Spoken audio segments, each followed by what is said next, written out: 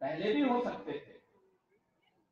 कांग्रेस को तो 55-60 वर्षों तक मौका मिला था, लेकिन विकास उनके एजेंडे का हिस्सा नहीं था।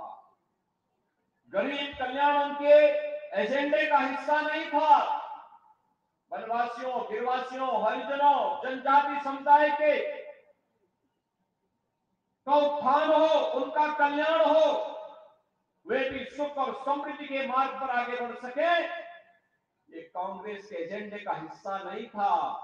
कांग्रेस को जाति के नाम पर बांटती थी, समाज के सामाजिक ताने बाने को छिन्न भिन्न करती थी, वोट बैंक की राजनीति करती थी, और जब सरकार से देने की बात आती थी तो इनके नेता कहते थे कि देश के संसाधनों पर पहला अधिकार तो मुसलमानों का है। यही तो कहते थे इनके लोग, तो यही कहते थे।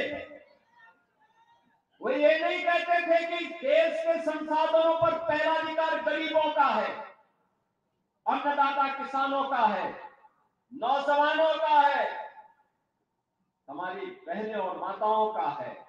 ये बात कांग्रेस के नेता कभी नहीं कहते थे, क्योंकि विकास उनके एजेंडे का हिस्सा नहीं था। भाइयों बहनों, मोदी जी 2014 में प्रधानमंत्री बने, उन्होंने नारा एक ही दिया। उन्होंने कहा था कि मेरी सरकार देश के गांव के लिए, गरीब के लिए, किसान के लिए, नौजवान के लिए, दलित के लिए, वंचित के लिए, जनजाति के लिए, समाज के सभी तबकों के लिए, महिलाओं के लिए, सबके लिए कार्य करेगी। और इसके लिए उन्होंने नारा दिया, सबका साथ, सबका विकास। भाइयों बहनों, सबका साथ, सबका विकास का ये नारा समग्रता को लेकर के चलता है, और ये राम राज्य की आधारशिला यही है, यही राम राज्य है। को भेदभाव किसी के साथ नहीं, विकास सबका, लेकिन तुष्टीकरण किसी का नहीं, किसी का नहीं। और इस पर जब नहीं केंद्र की सरकार प्रधानमंत्री मोदी जी के नेतृत्व में वैश्विक स्तर पर भारत का सम्मान बढ़ा रही है, भारत के नौजवानों के सामने दुनिया के पास जाते हैं, आज पहचान का संकट नहीं है, भारत की सीमाएं सुरक्षित है।